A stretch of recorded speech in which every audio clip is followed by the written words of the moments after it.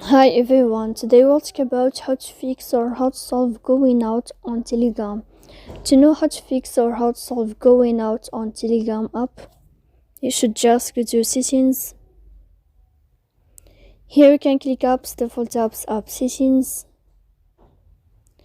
Then this list will enter to the window or to the app of Telegram and you can click here.